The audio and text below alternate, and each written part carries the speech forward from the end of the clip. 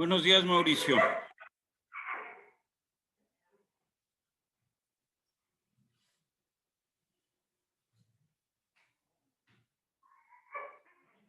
Buenos días, Samir.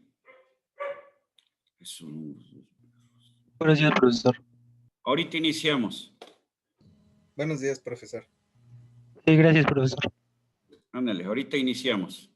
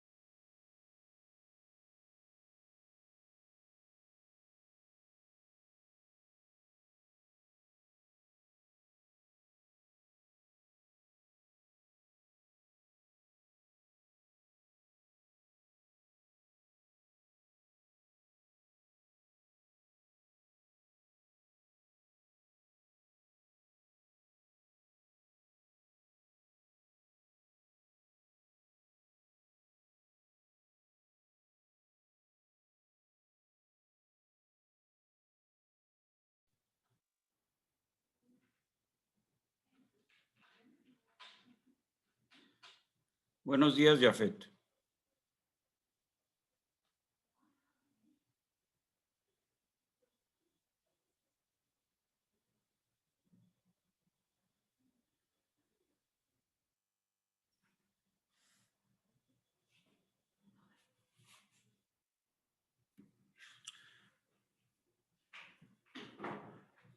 Buenos días, Luis David. Buenos días, profe. Ahorita iniciamos, falta un minuto.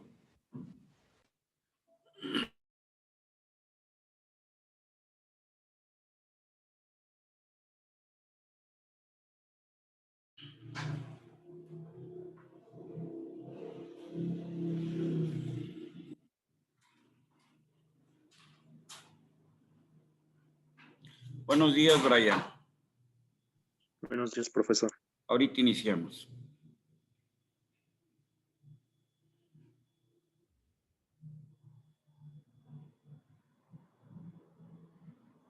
Buenos días, Eduardo. Buenos días, profesor. Buenos días. Muy buenos días a todos los presentes. Son las 7 de la mañana de este 9 de noviembre del 2020. Vamos a iniciar con nuestra clase de elementos de mecánica del medio continuo. Si ustedes no tienen ningún inconveniente, vamos a pasar a la forma de presentación.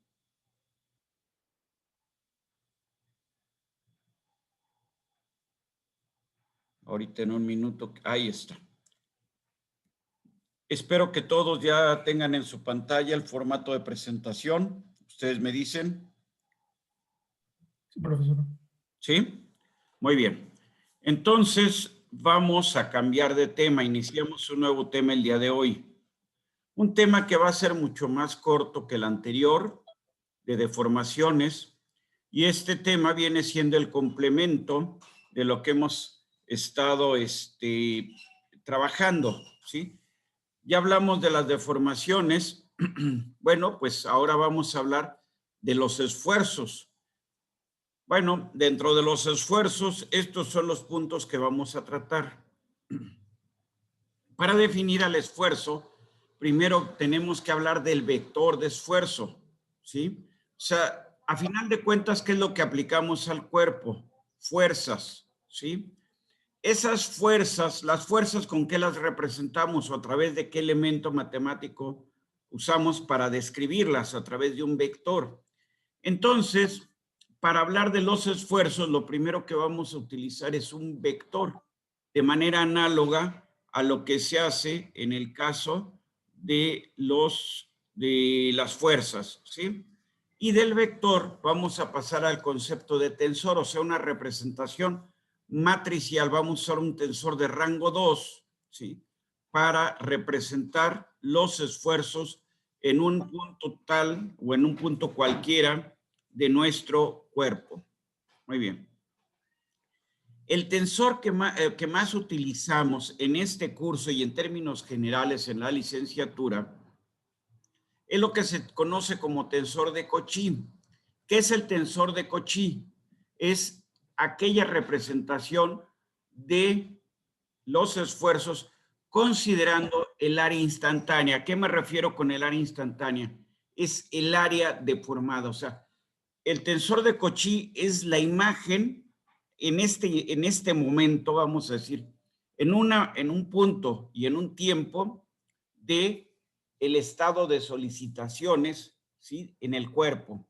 Esa es la fotografía de lo que pasa en un punto y en un tiempo en particular. Y luego vamos a hablar de dos definiciones que, si bien son interesantes, poco las vamos a manejar en la licenciatura, ¿sí?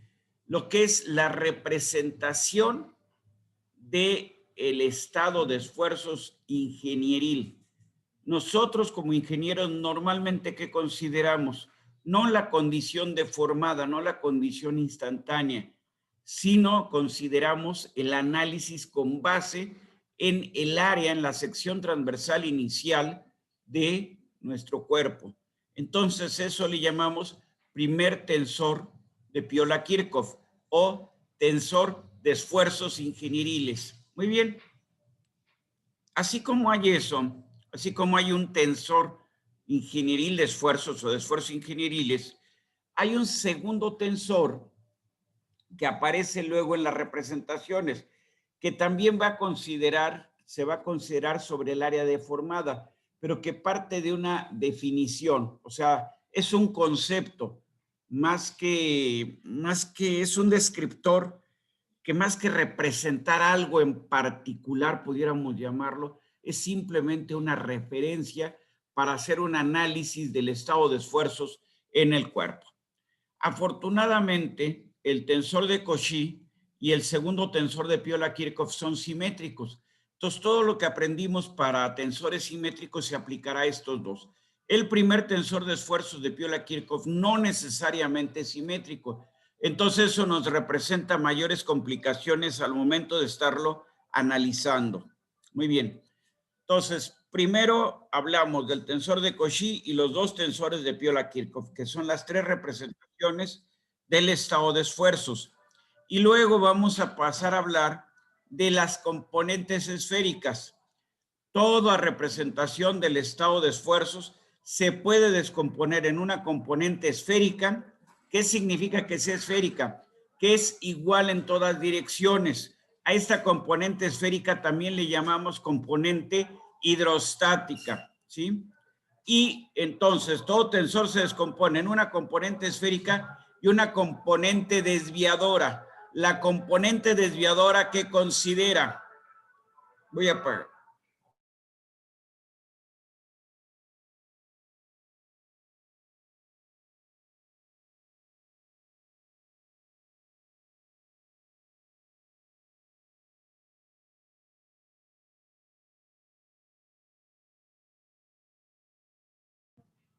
Perdón, ahora sí que estas interrupciones yo no las puedo controlar.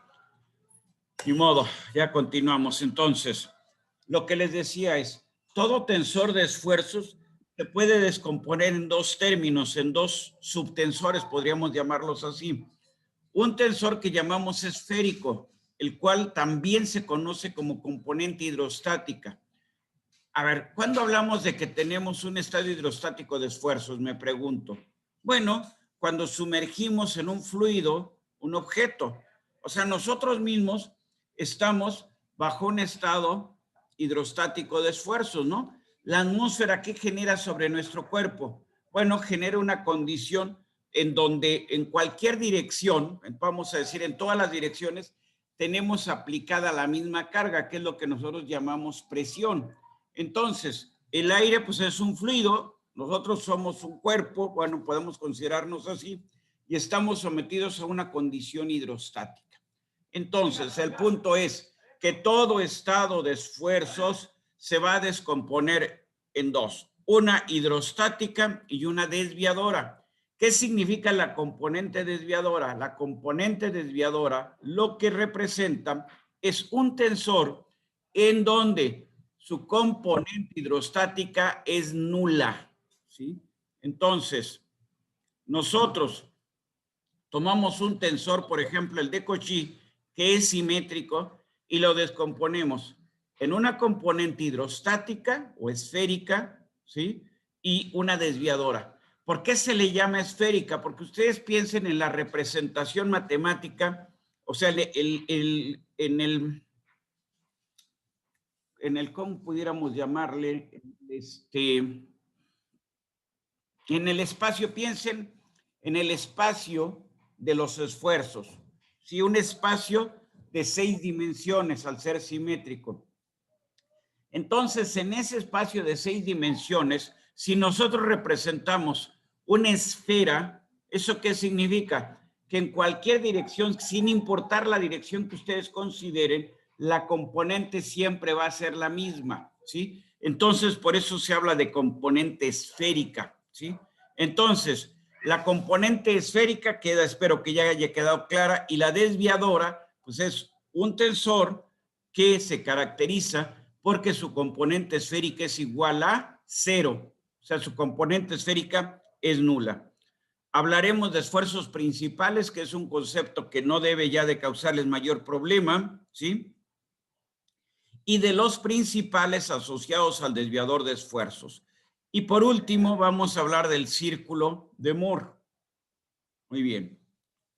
Entonces, ¿qué es un esfuerzo? Ya lo habíamos comentado. A ver, le pregunto a Mauricio Pichardo, ¿qué es un esfuerzo? De lo que habíamos dicho, ¿qué recuerda usted? A ver, Mauricio.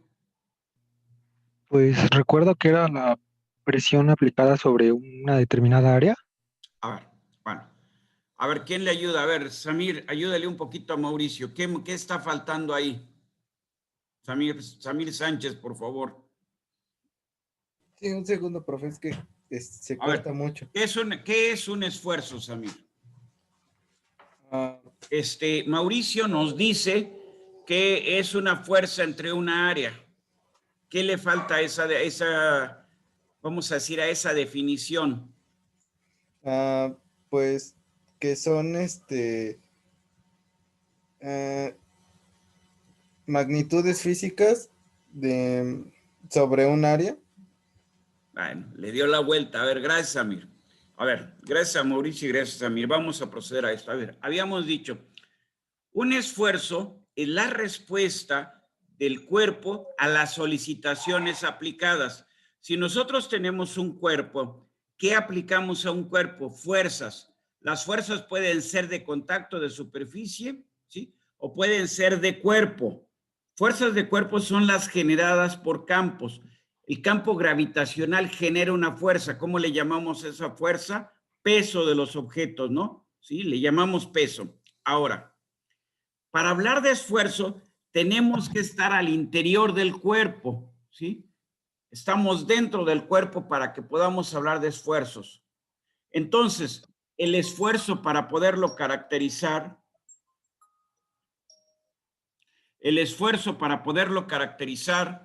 ¿sí? ¿Qué es lo que tenemos que considerar? Bueno, para poderlo caracterizar, sí, es fuerza sobre área, sus magnitudes, pero el esfuerzo no es fuerza sobre área. El esfuerzo es algo que se está generando al interior del cuerpo como una respuesta a la solicitación que le estoy aplicando. Entonces, yo tengo un cuerpo, ¿sí? Aplico fuerza sobre este cuerpo y entonces, ¿cómo me va a responder al interior? Me responde con esfuerzos. No sé si estamos de acuerdo. ¿Sí? A ver, ¿hasta ahí vamos claros todos? Sí, profe. Sí, profe. Bueno. Sí, profesor. Muy bien. Entonces, el esfuerzo es un concepto que nosotros tenemos que percibir ¿en dónde? En el interior del cuerpo. Entonces, vamos, eso de usar fuerza entre área, ¿qué nos permite cuantificarlo? Si yo les digo que un pascal es la condición de esfuerzo en una partícula, ¿eso qué significa? ¿Es una cantidad pequeña o grande? Bueno, pues como ya estamos hablando del área, pues yo diría pequeña. Pero si les digo un newton es una cantidad pequeña o grande, pues me dirían es pequeña, pero ahora, ¿sobre qué área estamos considerando? O sea, ¿cómo es? ¿Cuáles son las dimensiones del objeto donde se está aplicando esa carga de un newton? No sé si estamos de acuerdo. ¿Sí? A ver, hasta ahí entonces espero que vayamos. Entonces dice así, se trata de una definición a través de la cual se cuantifica la respuesta al interior del cuerpo debido a la acción de diversas solicitaciones. Entonces, ¿qué fue lo que les dije? Un esfuerzo, ¿sí? Es la respuesta del cuerpo a las solicitaciones aplicadas a este. En palabras más concretas es lo que está ahí diciendo, ¿sí? Entonces, ¿qué es lo que aplicamos al cuerpo? Fuerzas, ahí las tenemos, ¿sí? Muy bien. Cuando algún profesor dice al estar explicando algún concepto o al manejar vamos a decir, un problema, dice, se aplica un esfuerzo de 500 megapascales, el profesor está cometiendo un error de concepto al explicar o al manejar los términos. Los esfuerzos no se pueden aplicar. Lo que se aplica son fuerzas, solamente fuerzas. Y al interior del cuerpo lo que aparecen son esfuerzos. Podemos hablar de cargas distribuidas, ¿sí? Por ejemplo, si tenemos tierra sobre una superficie, ¿cómo vamos a considerar esa carga? Pues distribuida. O si tenemos agua sobre una pared, pues ¿cómo vamos a considerar esa carga? Con una cierta distribución, ¿sí? Eso es una cosa, pero eso a final de cuentas, ¿en qué se traduce? En fuerzas. Y al interior del cuerpo, ¿qué es lo que aparecen? Esfuerzos. Entonces, no se aplican esfuerzos, ¿sí? No existe nada para medirlos. Me van a decir, es que en un software que nos enseñaron en el laboratorio, nos daban directamente los esfuerzos, sí, pero lo que se está haciendo es convirtiendo una serie de conceptos. ¿Por qué? Porque para ese software está midiendo fuerzas, por ejemplo, y entonces se está considerando una sección transversal del objeto y simplemente está haciendo la conversión de fuerza dividida entre área, lo que ustedes manejaban en un principio. Entonces, ¿se pueden medir? No se pueden medir directamente, ¿sí? Muy bien. ¿Cómo se determinan? A través de equilibrio. O sea, estas fuerzas que aplico externamente deben de generar un equilibrio al interior y eso es precisamente el esfuerzo. ¿Hasta ahí vamos bien? ¿Podemos continuar? Ustedes me dicen. Podemos continuar, profe. Muy bien, gracias. Muy bien. Entonces, para definir los esfuerzos, primero hablamos del vector de esfuerzos. Ahí es donde está muchas veces la duda de conceptualización que de alguna manera se dejó ver en lo que Mauricio y Samir nos decían. A ver, bueno, si yo tengo una fuerza, puedo considerar el área de mi cuerpo y entonces esa fuerza la divido entre el área y tengo las unidades de esfuerzo. Pero en este caso no vamos a hablar de un tensor de esfuerzos, sino de un vector de esfuerzos. El tensor de esfuerzos es un tensor de rango 2. El vector de esfuerzos, por definición, es un tensor de rango 1, ¿sí? Entonces, tomemos este cuerpo. ¿Qué quedamos que le aplicábamos al cuerpo? Fuerzas. Ahí están las fuerzas aplicadas. Ahora, hagamos una abstracción. cortemos este cuerpo, ¿sí? Con un plano cualesquiera, ¿sí? Muy bien. En el plano, o sobre ese plano, estamos considerando que existe una partícula P. Ahí está. Espero que para todos sea claro esto. Entonces cortamos el cuerpo. Muy bien. Al cortarlo con un plano, este plano tiene una normal. O sea, ¿con qué describimos un plano? Con su normal. Ahí está. Este plano le podemos dar cualquier nombre. En este caso lo llamamos al plano de corte, plano pi. ¿Sí? Muy bien. Entonces, nosotros al cortar el cuerpo tenemos dos mitades. Piensen en una naranja, la cortan, tienen dos mitades. ¿Sí? Entonces, la mitad superior ahí está, la mitad inferior ahí está. Muy bien. Al cortar el cuerpo, estas dos mitades, ¿cómo deben estar? Se deben de mantener en equilibrio. ¿Eso qué significa o qué resulta? Bueno, sea la mitad superior o sea la mitad inferior, en la superficie de corte, ¿qué debe de aparecer? Debe de aparecer, muy bien, ahí tenemos los planos, el plano pi en la parte superior, en la parte inferior del cuerpo, ¿sí? Tenemos la partícula que nosotros queremos analizar, tenemos la normal del plano, ¿sí? Y entonces, para equilibrar las fuerzas que tenemos ahí, ¿qué vamos a hacer? Muy bien, ahí tenemos, ahí está, ¿sí? Entonces nosotros vamos a definir una fuerza de equilibrio.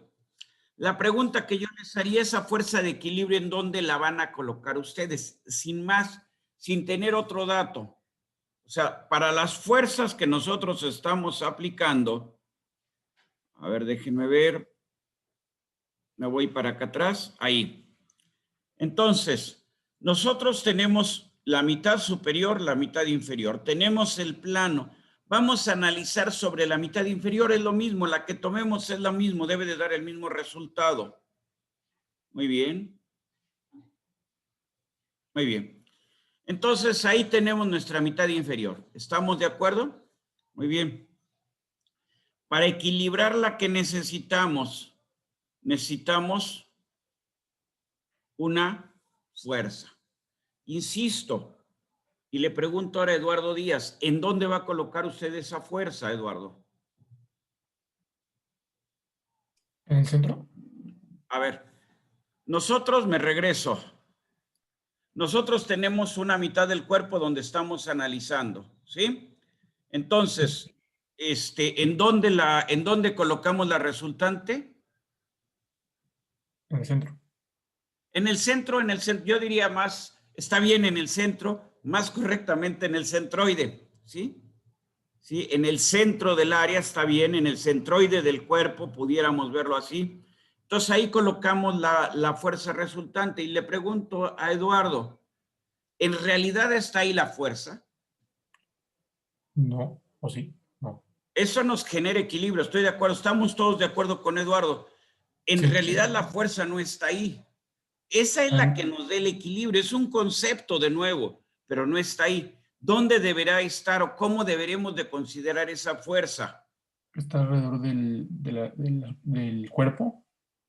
Está, sobre todo, si ahí estamos considerando que hay el equilibrio, entonces esa carga debe de estar distribuida sobre toda esa superficie. No sé si estamos de acuerdo, ¿sí? O sea, no está en un punto en particular, sino la lógica es que está distribuida en toda la superficie. Antes de llegar a eso, ¿qué es lo que tendríamos que hacer? Bueno, tenemos la fuerza resultante en rojo, tenemos la normal del plano, ahí está. Sabemos que la fuerza se aplicó en el centroide del cuerpo. Sabemos que nosotros estamos hablando de un plano pi cualesquiera que corta al cuerpo y que genera entonces esta área, esta superficie. Y entonces lo que podemos hacer es definir un vector de esfuerzos. Ese vector de esfuerzos, ¿cómo lo vamos a considerar? Fíjense, límite de delta FR, la fuerza resultante entre delta API ¿Qué estamos haciendo? Ahí alguien me puede decir, esa es la definición de derivada. Sí, pero es conceptual lo que ustedes están viendo ahí. ¿Qué están diciendo a través de hablar de un límite? ¿Sí? Cuando delta A pi tiende a 0. Lo que están diciendo es que esta fuerza resultante la están considerando que está distribuida sobre toda la superficie en áreas diferenciales, ¿sí? ¿Qué unidades va a tener este vector de esfuerzos? Le doy la razón a Mauricio, le doy la razón a Samir. Bueno, es fuerza sobre área, pero entonces es un concepto y el que tenemos aquí. Consideramos que la fuerza se está distribuyendo sobre toda la superficie. ¿Hasta ahí estamos de acuerdo? ¿Hay alguna duda? ¿No? No, profe. Bueno, Todo bien. sí, continuamos. Muy bien. Entonces, ahí está el concepto. Tomamos un área diferencial y entonces sobre esa área diferencial estamos tomando la diferencial de fuerza que le corresponde. ¿Esto qué nos permite? Conceptualizar más claramente qué es lo que está sucediendo sobre esa superficie o en esa superficie. No vamos a tener una fuerza en el centroide. Esa nos sirvió para poder explicar, para poder entender, para generar el equilibrio. Pero en la realidad lo que tenemos es fuerzas diferenciales que están aplicadas sobre superficies o en superficies diferenciales. A ver, reitero, porque aquí hubo ruido.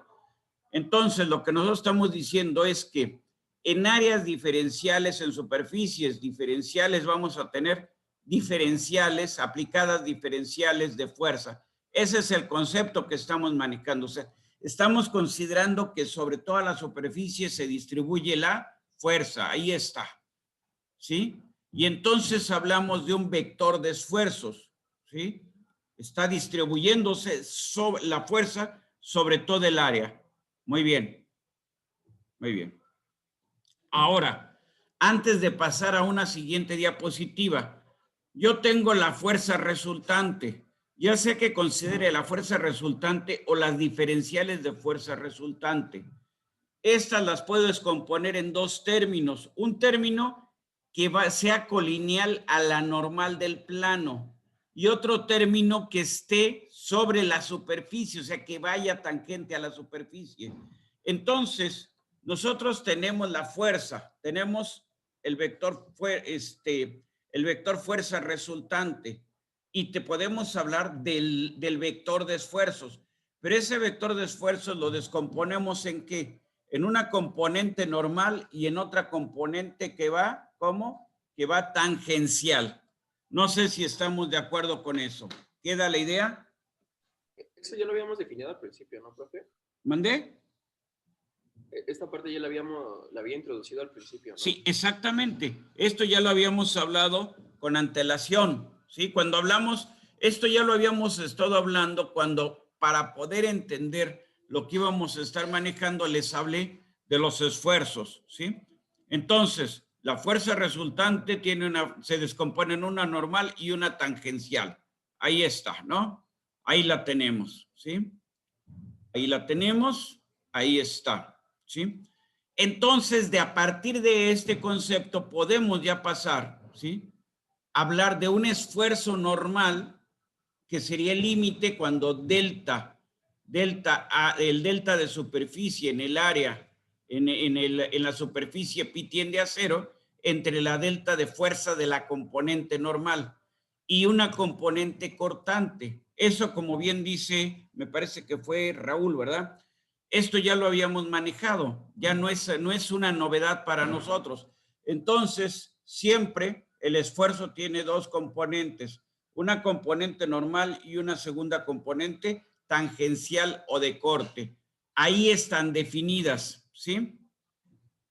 Muy bien.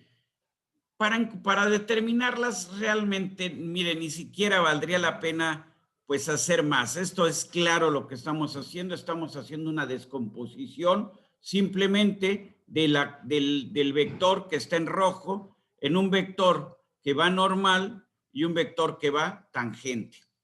Creo que ahí no hay mayor problema en esto de la descomposición usando el teorema de Pitágoras. No me parece que sea necesario. Creo que ya con esto vamos viéndolo, debe de quedar claro cómo se puede descomponer eso, ¿sí?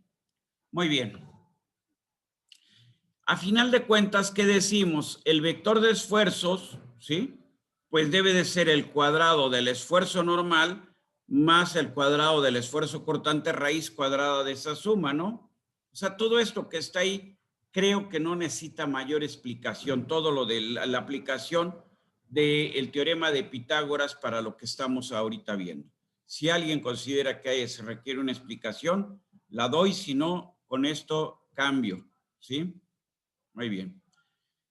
Ahora bien, nosotros tenemos un sistema ordenado definido en el espacio. Eso significa que hay dos ejes, tenemos dos ejes en el plano. Entonces, este cortante en realidad siempre se tiene que descomponer en dos, en función de la orientación de los ejes. La normal no, porque a final de cuentas coincide con uno de los ejes, en este caso con el eje X3. Pero el cortante se tiene que descomponer en su, vamos a decir, en su componente en dirección del eje X1 y su componente en dirección del eje X2, ¿sí?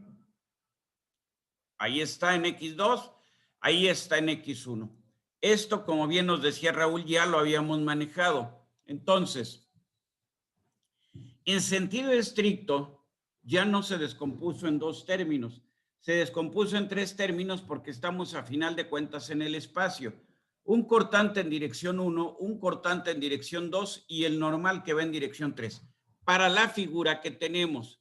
Entonces, esto o con esto llegamos a que en cualquier plano va a haber tres componentes de esfuerzo. Una es normal y dos son de corte. Es lo que estamos ahí observando, ¿sí? Muy bien. Muy bien.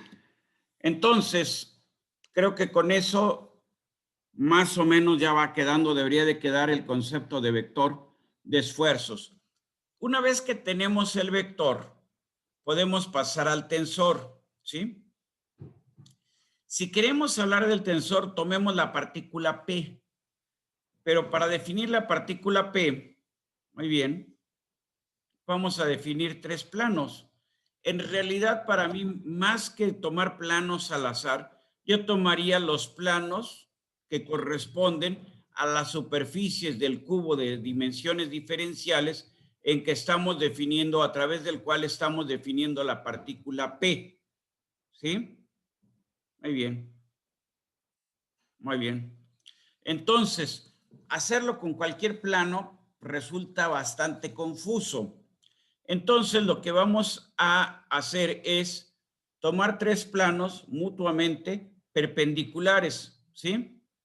Entonces, eso es lo que está definiendo lo que postuló Cauchy. Lo podemos hacer con cualquiera tres planos, sí, pero pues no vamos a saber ni qué estamos haciendo. Entonces, tomemos tres planos mutuamente perpendiculares, ¿sí? Ahí está.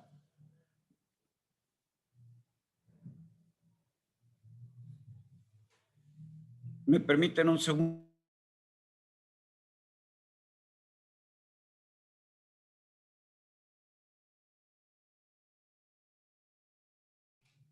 Muy bien.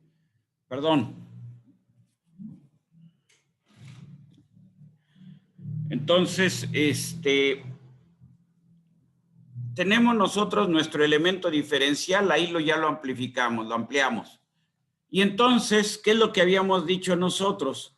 Tenemos ejes X1, X2 y X3. Esos ejes son mutuamente perpendiculares a las caras del cubo.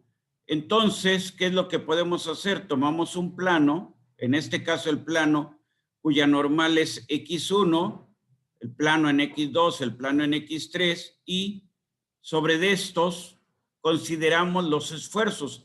En cada plano, ¿qué debe de haber? Tres esfuerzos, uno normal y dos cortantes, ¿sí? Le podemos dar mucho la vuelta a eso, hablar de darle muchas explicaciones en base a lo que ya teníamos anteriormente, la definición de cortantes y de normales, etcétera. Pero, bueno, no debe de haber mayor cambio. Ahí está. Entonces, tenemos el plano cuya normal es el eje 1. Ahí está. Entonces, debemos de tener esfuerzos en la cara que estamos observando. Claramente se ven ahí los esfuerzos. Y debería de haberlos también en la cara que no estamos observando. ¿Estamos de acuerdo? ¿Cómo son los de la cara que nos queda tapada con respecto a los de la cara que estamos observando? Son iguales, pero en sentido contrario. ¿Por qué? Porque entre estos nos deben de dar equilibrio. ¿Sí? Ahí tenemos el otro plano. Muy bien. Tenemos un esfuerzo normal, dos cortantes. La cara que estamos viendo y la cara que nos queda oculta. Son iguales unos de otros, pero en sentido opuesto para que se genere equilibrio de fuerzas. Y tenemos el tercer plano. En este plano también tenemos un esfuerzo normal y dos cortantes, tanto en la cara que vemos, en este caso la superior, como en la cara oculta, en este caso la inferior, ¿sí? Y entonces ya con esto definimos, ahora sí, lo que es el concepto del tensor, ya no del vector, del tensor de esfuerzos. ¿Qué es lo que vamos a hacer? El tensor de esfuerzos se límite cuando el área, ¿sí?, tiende a cero. O sea, estamos hablando de áreas muy pequeñas para hacer el análisis, y además estamos hablando de un continuo en el cuerpo. Y entonces tenemos que J es el índice de la normal del plano e I es el índice de la fuerza. Entonces vemos aquí, la normal es T11, una cortante es T21. ¿Por qué? Porque el primer índice es el de la fuerza. ¿La fuerza en qué dirección va? La fuerza va en dirección 2. ¿Y en qué plano estamos hablando? Es el segundo índice, es J. Estamos hablando de un esfuerzo en el plano 1, T21. Lo mismo podemos ver en T31. ¿En qué dirección va la fuerza? En dirección 3. El plano, ¿cómo se describe? Como el plano 1. O acá abajo tenemos el término T22, sería la normal del plano 2. T32, o sea, ¿en qué dirección va? La fuerza en dirección 3, ¿sobre qué plano? En el plano 2. Y T12 va en dirección de 1, del eje 1, pero en el plano 2. Lo mismo podemos ver en el eje 3, la normal o el esfuerzo normal T33, el esfuerzo que va en dirección 1 sobre ese plano 3 y el esfuerzo que va en dirección 2 sobre ese plano 3. Muy bien. Para que haya equilibrio de momentos, ¿sí?, el tensor de Cauchy o el tensor de esfuerzos instantáneos debe de ser simétrico, si no, no habría equilibrio de momentos. Y este elemento diferencial, ¿cómo está? Está en equilibrio. Entonces tiene que haber equilibrio de fuerza y tiene que haber equilibrio de momentos. Entonces el tensor de Cauchy va a ser simétrico. Entonces, en lugar de usar, por ejemplo, aquí, T21, ¿qué puedo usar? T12, va a ser lo mismo. En lugar de usar T31, ¿qué pudiera usar? T13, es lo mismo. Pero la nomenclatura, de acuerdo a los ejes que nos dice, el primer índice es dirección de fuerza, el segundo índice es plano sobre el que está aplicado. ¿Estamos de acuerdo? Muy bien.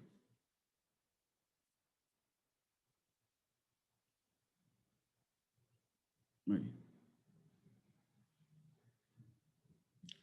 Muy bien. Entonces, en sentido estricto, ¿cuántas componentes tenemos? Bueno, tenemos ahí 3 componentes en el plano 1. En el plano 2, ¿qué tenemos? 3 componentes. En el plano 3, ¿qué tenemos? Vamos a tener igualmente 3 componentes. Entonces, ¿cómo lo acomodamos esto como un tensor de segundo orden? Pero es un tensor simétrico, ¿sí? Muy bien. Ahí está. Muy bien.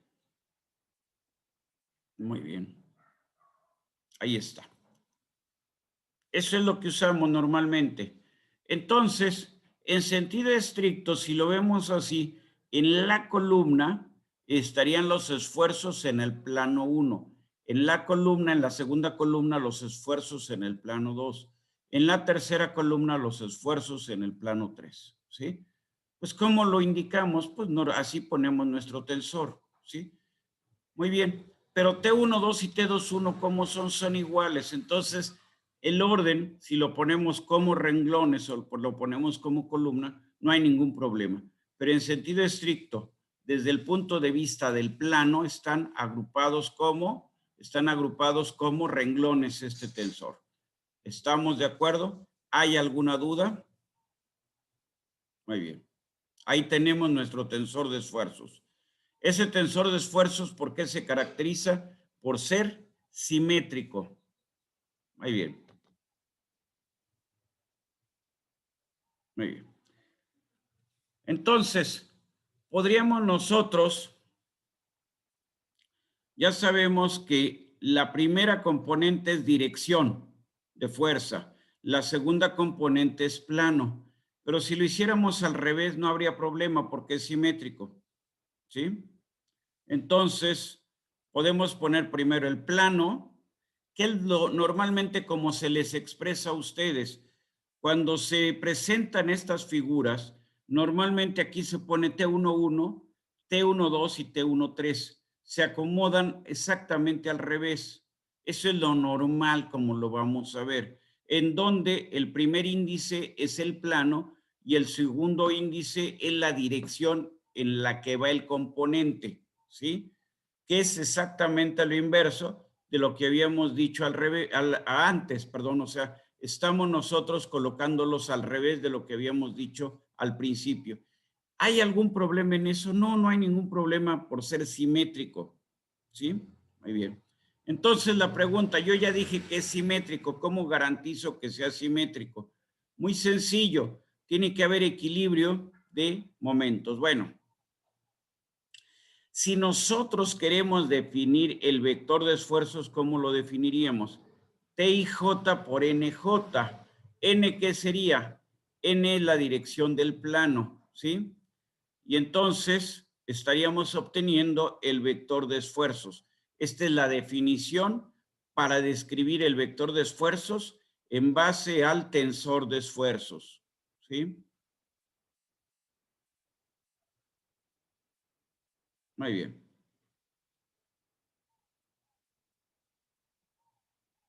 Muy bien.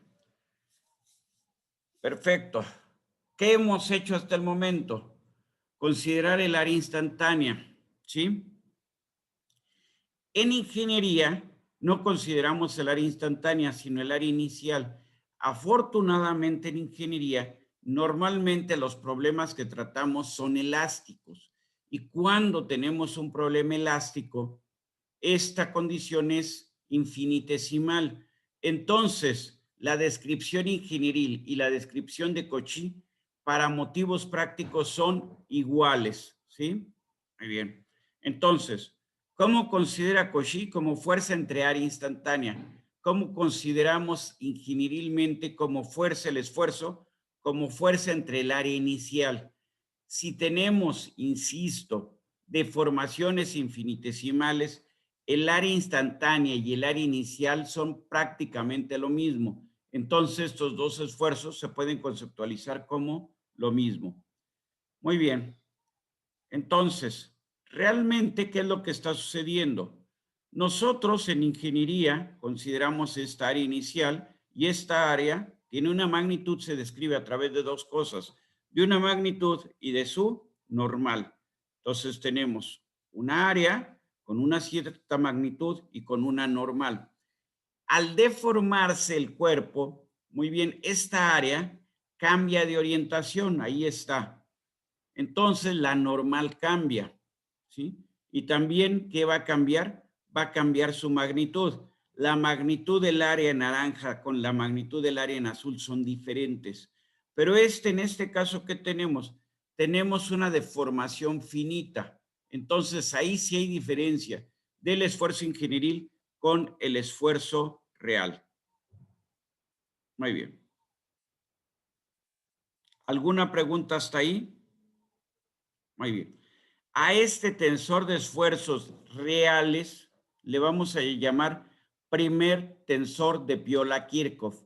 Entonces también es un tensor de rango 2, con la diferencia que este tensor de esfuerzos de Piola-Kirchhoff, que indicamos como T subíndice 0, o sea, el tensor de esfuerzos de Cauchy lo vamos a indicar como T, ¿sí? Si estamos en mecánica de sólidos, vamos a usar sigma. En nuestro curso de medio continuo vamos a usar T, ¿sí? Para el tensor de Piola-Kirchhoff vamos a usar T subíndice 0, ¿sí? Muy bien.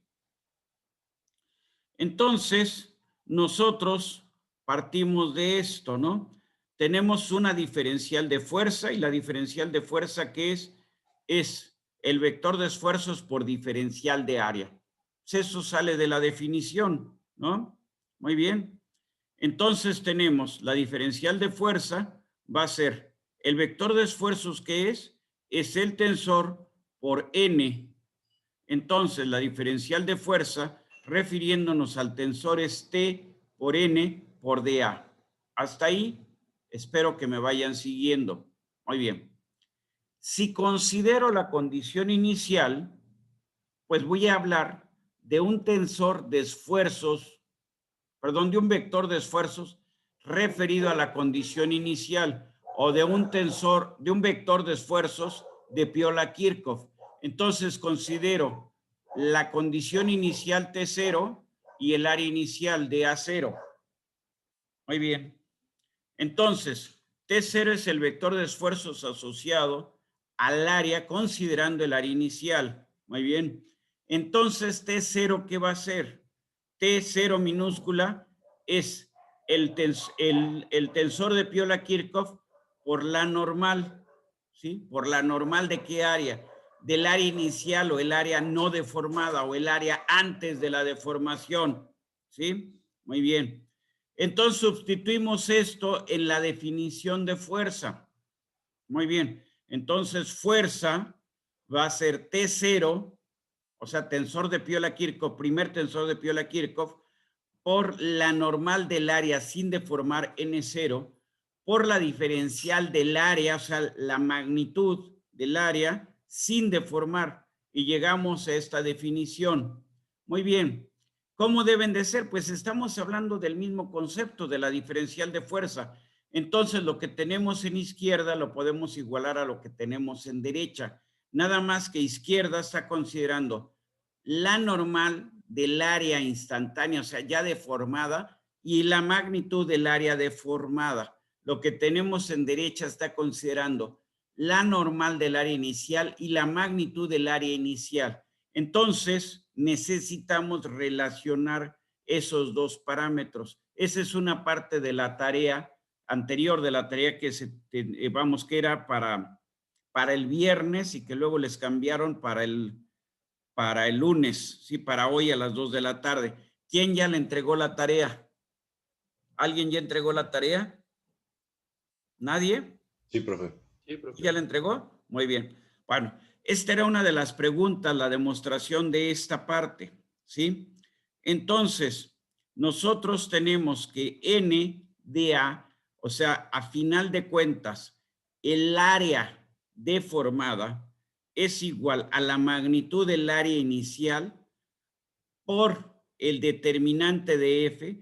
Esta magnitud por el determinante de F lo que nos dice es que si crece el área o disminuye el área, ¿sí? Dependiendo si el determinante de F es mayor que 1 o menor que 1, ¿sí? Y luego tiene F inversa transpuesta por N0. F inversa, que es el gradiente de deformación, lo que hace es rotar de la normal inicial a la nueva posición de la normal. Eso es lo que hace F inversa transpuesta. Entonces, considerando esta relación, podemos sustituir del lado derecho, ¿sí? Perdón, mejor del lado izquierdo, porque ya está despejada para sustituir del lado izquierdo. Y entonces podemos cancelar términos, ¿sí? Muy bien. Ahí es una relación de áreas en sentido estricto. Si lo ven, es la misma ecuación, nada más que estamos viéndolo como relación de áreas. Muy bien. Y entonces, igualando, ¿sí? Igualando nosotros tenemos esto, ahí está, ¿sí? Bueno, fue muy rápido, ¿sí? Entonces, a final de cuentas, tenemos que debemos igualar la diferencial de fuerzas. Al igualarlo, nos queda esto, ¿sí? Tenemos esta relación. Sabemos que N dA entre dA0 es esto. Ahí estamos. Sustituimos, ¿sí? Entonces sustituimos lo que tenemos en rojo por su valor equivalente que está en la ecuación 2. Muy bien. Y entonces N0 aparece en la ecuación en el lado izquierdo y en el lado derecho, ¿sí? ¿Y qué más? Pues nada más, ¿no?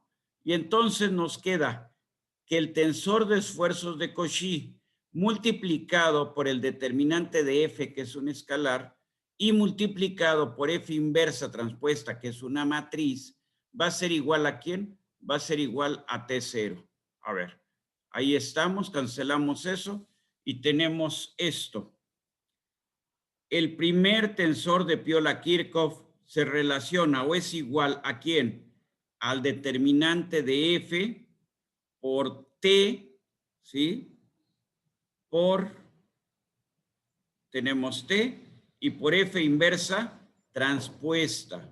Entonces podemos ponerlo así, F determinante, luego tenemos T, F inversa transpuesta, o en lugar de usar el término de poner el determinante como está aquí, podemos usar la J para poner el determinante del gradiente de deformación.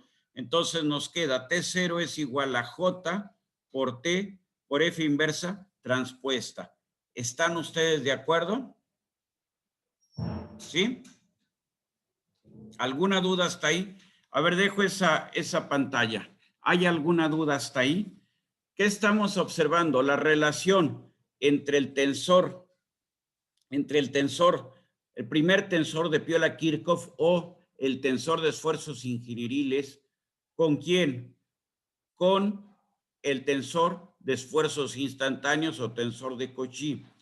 Si los esfuerzos son infinitesimales, esta F inversa transpuesta va a ser una identidad, o tiende a ser, o se aproxima a una identidad, y J es 1. Entonces estos dos van a ser muy similares o van a ser prácticamente iguales. Aquí la pregunta sería, ¿F es simétrico? ¿El gradiente de deformación es simétrico, sí o no? Le pregunto ahora a Fernanda. A ver, Fernanda Escobar, ¿F es simétrico? Sí, profesor. Puede, pero no necesariamente. Entonces, a ver, F, acuérdense que es el gradiente de deformación. Y el gradiente de deformación es la identidad, la suma de la matriz identidad más el gradiente del campo de desplazamientos. Y el gradiente del campo de desplazamientos, ¿qué es lo que nos da? Nos habla de rotaciones y nos habla de deformaciones. Entonces, F no necesariamente es simétrico. Recuerden la clase anterior. F lo descompusimos en dos tensores. Un tensor que nos daba rotación, que era R, y un tensor que nos daba deformación, que era U. U es simétrico, pero R no es simétrico, ¿sí? Entonces, F, alguna ocasión, podrá ser simétrico cuando la R sea igual a la identidad, pero si R es diferente de la identidad, entonces F no es simétrico. Entonces, si ustedes multiplican T, que es un tensor simétrico, por un tensor que no es simétrico, si F es no simétrico, su inversa es no simétrica y la transpuesta es no simétrica. Entonces multiplicamos un tensor simétrico por un no simétrico, nos va a quedar un tensor no simétrico. Entonces, T0 es no simétrico. ¿Pueden sacar ustedes valores principales? Sí. Pueden sacar unos, vamos a decir, los eigenvectores asociados también lo pueden hacer, pero esos eigenvectores o vectores principales o vectores característicos no van a formar base si el arreglo es no simétrico, ¿sí? Entonces, si bien, insisto, pueden sacar ustedes valores principales para T0, no pueden sacar, no van a encontrar ejes principales, ¿sí? Muy bien. Entonces, T0, ¿cómo lo llamamos? Primer tensor de esfuerzos de Piola-Kirchhoff, ¿sí? F, ¿cómo lo indicamos? Determinante de F, lo ponemos así. Están acostumbrados a también ver la F, bueno, el término con dos rayas paralelas, o vamos a usar la J por aquello del jacobiano, ¿sí? Entonces, el jacobiano de F es el determinante del gradiente de deformación, ¿sí? Muy bien. Segundo tensor de Piola-Kirchhoff. Muy bien. Lo primero que vamos a hacer es esto. A ver, vámonos con calma. Para el segundo tensor de Piola-Kirchhoff, vamos, lo primero que decimos es que este no tiene un significado físico. Es simplemente un concepto. ¿Por qué se usa ese concepto? Porque muchas veces al estar analizando aparece y es una forma de simplificar la representación, ¿sí? Para poderlo describir, se habla o se define un vector pseudo diferencial de fuerza, ¿sí? Muy bien. Ese vector pseudo diferencial de fuerza va a depender, muy bien, espero que aquí está. A ver. Para hablar del segundo tensor de Piola-Kirchhoff, ¿de qué hablamos? Bueno, definimos un pseudo tensor de fuerza que es de F testada, ¿sí? Ese pseudo tensor de fuerza, lo que nosotros decimos es que al aplicarle el gradiente de deformación, se transforma en la diferencial de fuerza real. dF, diferencial de fuerza, es el valor real. dF testada es un concepto nada más. Ese concepto que nos dice que cuando tenemos dF testada, le aplicamos el gradiente de deformación y obtenemos el valor de la diferencial de fuerza. Dicho de otra manera, diríamos F inversa diferencial de fuerza es igual a la diferencial, vamos a decir, al pseudo vector de fuerza, a dF testada. Muy bien. Con este concepto vamos a construir o vamos a determinar el segundo tensor de esfuerzos de Piola-Kirchhoff. ¿Cómo lo vamos a indicar? Con una T mayúscula testada, ¿sí? Ahí está. Muy bien. Tenemos aquí la relación de la fuerza del vector pseudodiferencial de fuerza con el vector de fuerza, ¿sí? Y entonces, nosotros, ¿qué habíamos dicho al principio? Habíamos dicho, la diferencial de fuerza va a ser un pseudo vector de esfuerzos para la Piola-Kirchhoff 2, ¿sí? Por la diferencial del área inicial. Muy bien, ese pseudo vector de esfuerzos lo vamos a manejar como, lo descomponemos como, o lo representamos como el segundo tensor de Piola-Kirchhoff por la normal del área inicial. Lo estamos relacionando este tensor con quién, con el área inicial. Ahí está, ¿sí? Entonces decimos, el pseudo vector de fuerzas, dF testada, diferencial de fuerza testada, es igual al segundo tensor de esfuerzos de Piola-Kirchhoff por la normal del área inicial por la diferencial del área inicial. Ahí está. ¿Qué hicimos? Solamente jugar, solamente sustituir. No tiene mayor gracia. No hay una neurona trabajando en esto, ¿sí? Muy bien. Ahí tenemos el concepto y cómo lo fuimos sustituyendo. Espero que hasta aquí no se tenga mayor problema. Muy bien. Por otro lado, entonces, sabemos que la diferencial de fuerza, muy bien, ¿cómo va a ser? Bueno, vemos la definición. Ahí está la definición. Simplemente estamos con esta definición, ahí estamos sustituyendo, ¿no? No estamos haciendo otra cosa. ¿Qué hicimos? Dijimos que la diferencial de fuerza es F por DF.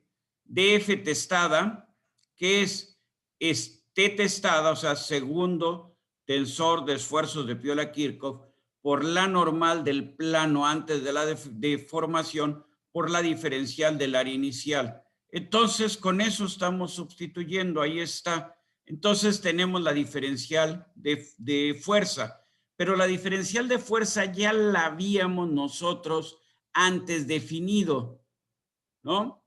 La diferencial de fuerza, ¿cómo la habíamos definido? Como el tensor de esfuerzos de Cauchy por la normal del área deformada por la diferencial del área deformada o instantánea, ¿sí? Muy bien. Regresamos a donde estábamos ahora, ¿sí? Entonces, ya vimos cómo vamos a sustituir. Ahí está la sustitución que hicimos. Y entonces, con esto tenemos, muy bien, tenemos esto es para Piola-Kirchhoff, perdónenme, aquí falta algo. Bueno, faltó definir la relación, ¿no? Nosotros tenemos DF, la diferencial de fuerza, en la ecuación 3 y en la ecuación 4. La ecuación 4 es lo que acabamos de ver en la anterior diapositiva. Ahí está. Al final de la anterior diapositiva tenemos diferencial de fuerza es gradiente de deformación que multiplica al segundo tensor de Piola-Kirchhoff, que multiplica a la normal del área inicial y la diferencial del área inicial. Muy bien. Ahí está. Eso es lo que teníamos anteriormente. Bueno, esto que tenemos en la 4 es lo que teníamos anteriormente. Y el primer tensor de Piola-Kirchhoff así lo habíamos definido como en la ecuación 3. Entonces podemos igualar ecuación 3 y ecuación 4. ¿Sí? Ahí tenemos 3 y 4. Las podemos igualar. De 3 y 4, ¿qué nos va a quedar? Nos va a quedar que el segundo tensor de Piola-Kirchhoff, o T testada, es igual a ¿cuánto? Es igual a F inversa por T0. ¿Estamos de acuerdo? O si queremos ver el primer tensor de Piola-Kirchhoff, sería igual a ¿cuánto? Sería igual a F, gradiente de deformación, por el segundo tensor de Piola-Kirchhoff, es igual al primer tensor de Piola-Kirchhoff. Ahí como ustedes lo quieran hacer, pero recuerden que están trabajando en matrices, ¿sí? No en escalares, sino en matrices. Entonces, ahí tenemos la relación entre el primero y segundo tensor de Piola-Kirchhoff. Pero ahora teníamos T0 ya también, ¿sí? Muy bien. T0, ¿cuánto nos había quedado? Nos había quedado T0 era el gradiente de F, ¿sí? ¿Por quién? Por F inversa transpuesta. Vamos a ver, ¿es cierto? Veámoslo. Aquí lo tenemos. T0, ¿qué es? Es gradiente de F por T por F inversa transpuesta. Apuntamos esto. T, F inversa transpuesta, gradiente o determinante del gradiente. Muy bien. Ahí estábamos. Entonces, F gradiente, ¿sí? Teníamos F inversa transpuesta, ¿sí? Pero ahora, ¿qué más nos va a quedar? Nos queda entonces multiplicado por F inversa, premultiplicado por F inversa y postmultiplicado por F inversa transpuesta. No sé si queda clara esta relación de dónde salió o cómo salió. Ustedes me dicen. Queda claro, profe. Sí, profesor. ¿Sí? Muy bien. Entonces, a final de cuentas, ¿qué tienen? Lo que tienen aquí es que el segundo tensor de Piola-Kirchhoff, que es un concepto nada más, no tiene una representación física, ¿sí? Está dado por el gradiente de F. Este valor puede ser mayor de 1 si hay dilatación, menor de 1 si hay contracción. Y luego tenemos el gradiente de deformación, el inverso del gradiente de deformación premultiplicando y la transpuesta del inverso del gradiente de deformación postmultiplicando. al premultiplicar y postmultiplicar, no me importa si no es simétrico F.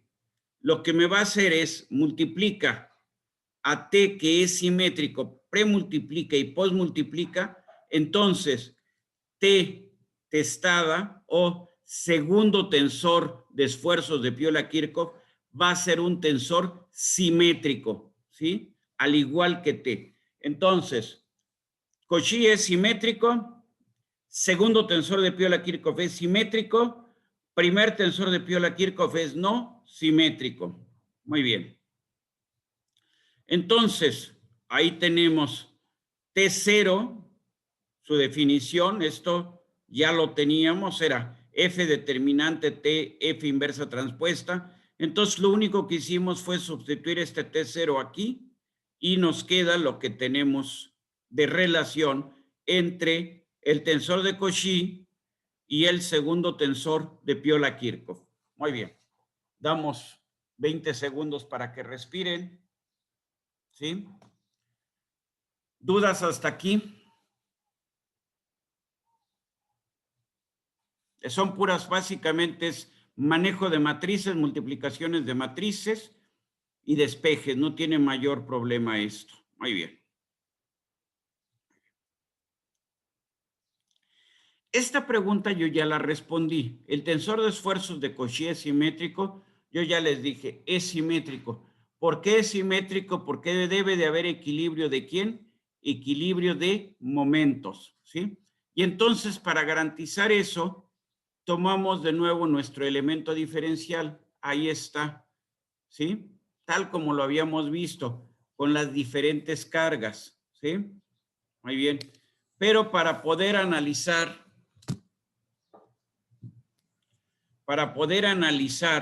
entonces tomamos un plano. Por ejemplo, el plano X3, X2 o el plano X1, X2, eso es lo de menos.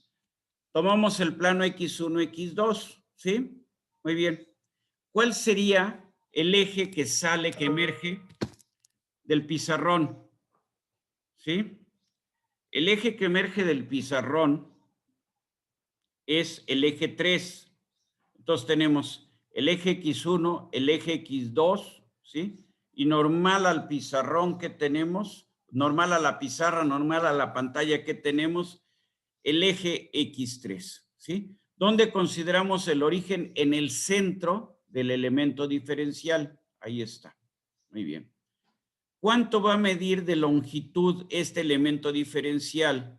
Pues mide diferencial de X1.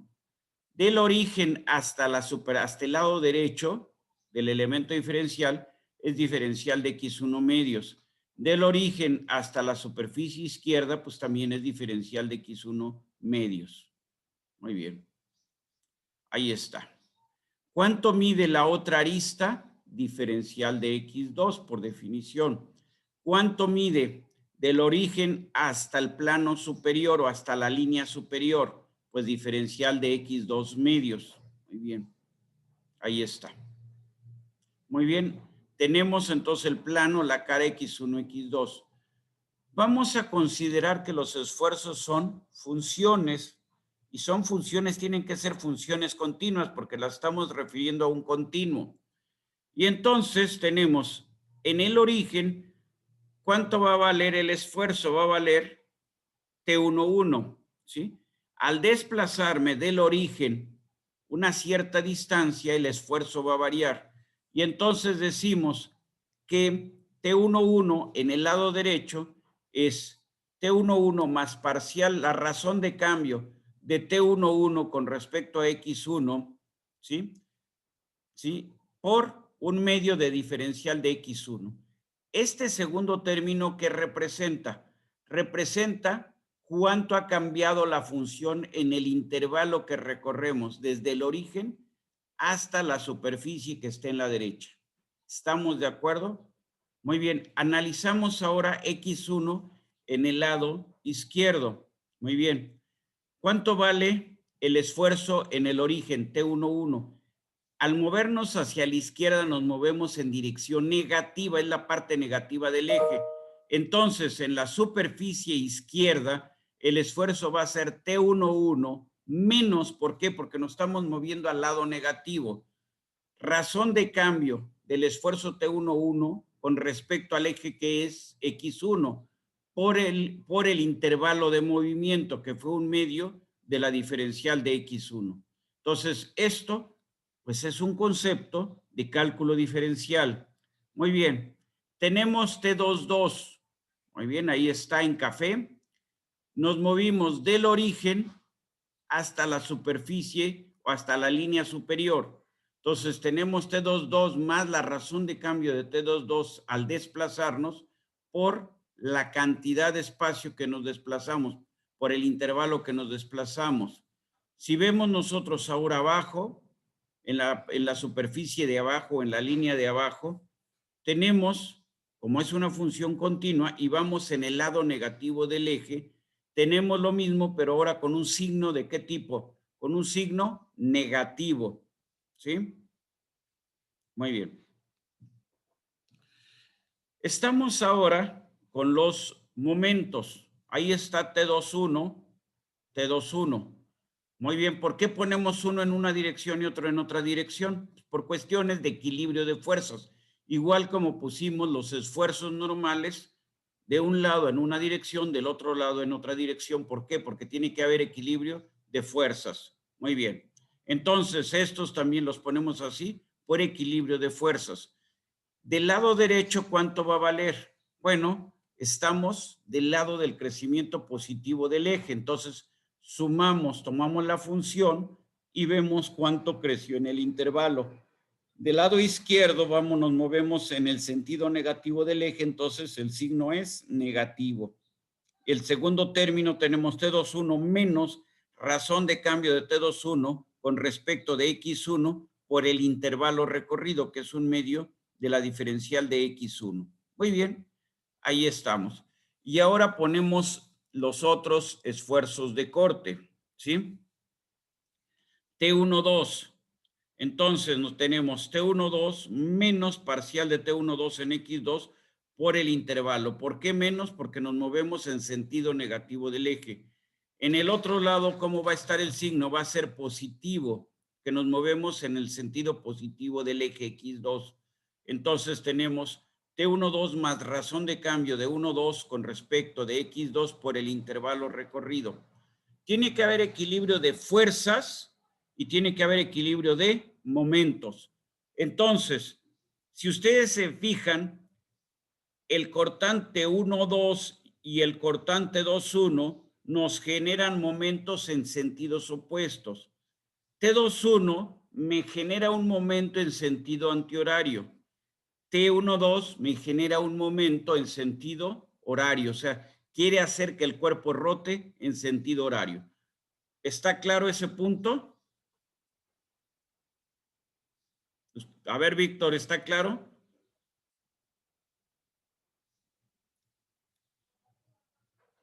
A ver, Emilio, Jafet, Pedraza, ¿está claro?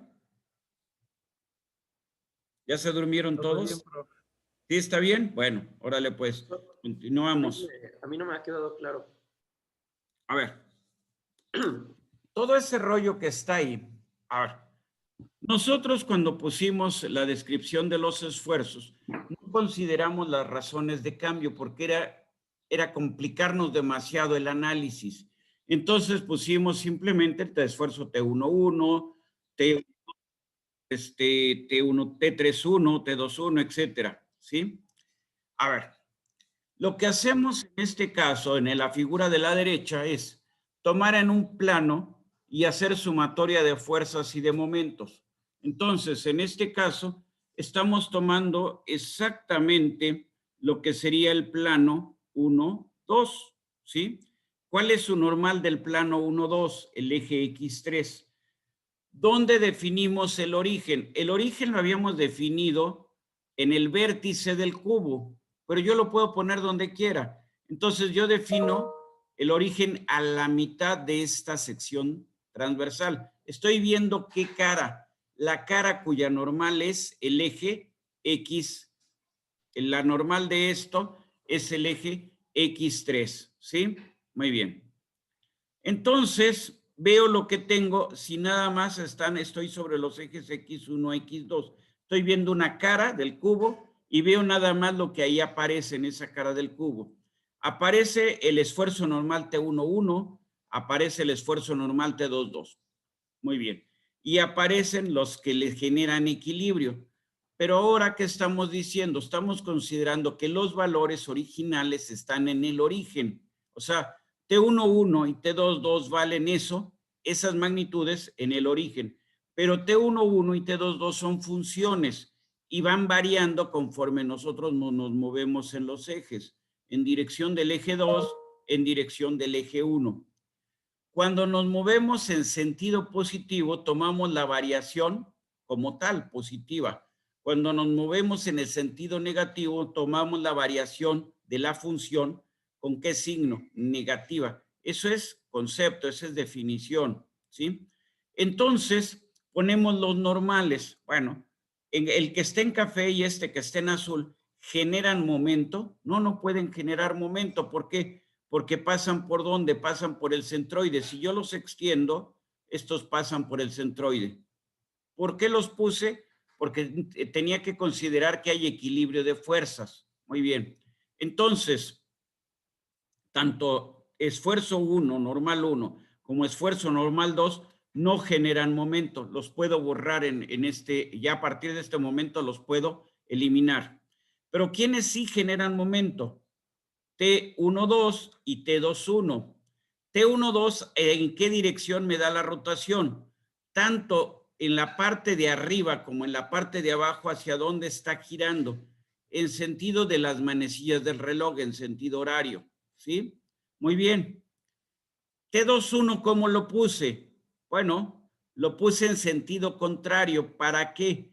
Para que hubiera equilibrio de momentos. T21 en la cara positiva, vamos a decir del lado del eje positivo y del lado del eje negativo, me genera momento, me genera rotación. ¿En qué sentido? En sentido antihorario.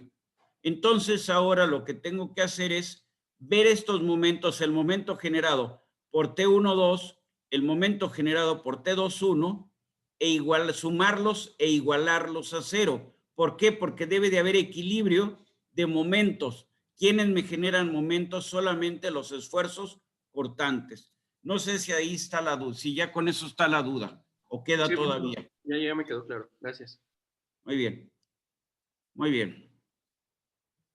Entonces ahí tenemos nuestra figura, todo lo que habíamos hecho, todo.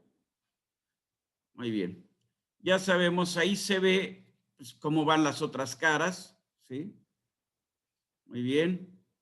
Ahí está. Muy bien. ¿Qué decimos?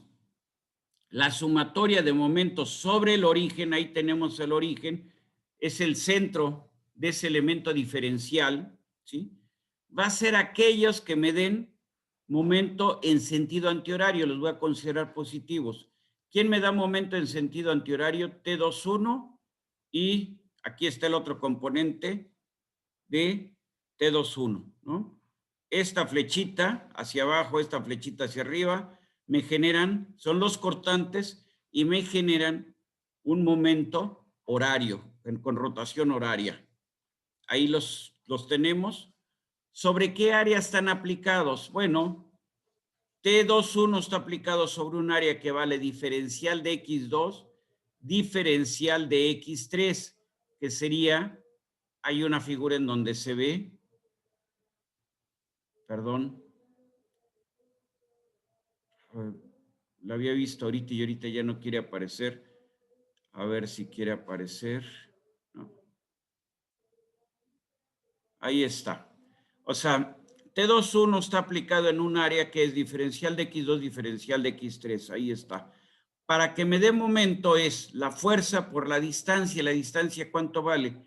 Diferencial de X1 medios. Ahí está el brazo de palanca. ¿Sí? Muy bien. ¿A esto qué le tengo que restar? Le tengo que restar T2, T12, aquí está. Esta es T12, ¿sí? Las dos T12, tanto en la cara superior como en la cara inferior, me dan rotación ¿en qué sentido? Horaria. Entonces, por definición, su signo es contrario. Una es positiva y otra es negativa. Sumo una, ¿sí? T12 y el otro T12, ¿sí?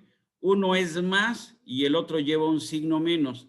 ¿En qué área está aplicado T12? En un área que es,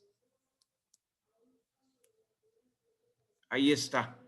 Esa área va a ser diferencial de X1, diferencial de X3. ¿Y cuánto vale el brazo de palanca? Diferencial de X2, un medio de diferencial de X2. Muy bien. Momento en sentido horario, momento en sentido antihorario, la suma, ¿cuánto debe de ser? Es 0. Se cancelan los términos de, vamos a decir, estos términos, los términos diferenciales, se cancelan. Aquí hay un signo más, aquí hay un signo menos, se cancela este término. Abajo lo mismo, aquí hay un signo más, aquí hay un signo menos, se cancelan esos términos, ¿sí? Y entonces, ¿qué tenemos? Vamos a ver ahora. Muy bien. Ahí está todo lo que teníamos. Muy bien. Entonces nos queda, vemos en la ocasión, en la anterior nos queda T21 más T21, nos queda 2T21 por diferencial de X2, por diferencial de X3, por un medio de diferencial de X1. Aquí teníamos, insisto, T21 más T21 es 2T21. Dividido entre un medio o por un medio, nos queda T21, ¿sí? Multiplicado por ¿quién? Por diferencial de X2, por diferencial de X3, por diferencial de X1. Abajo, ¿qué tenemos? Tenemos T12 más T12, 2T12 por diferencial de X1, diferencial de X3, un medio diferencial de X2. El 2 con el 1 medio se cancelan y pasamos a la siguiente figura.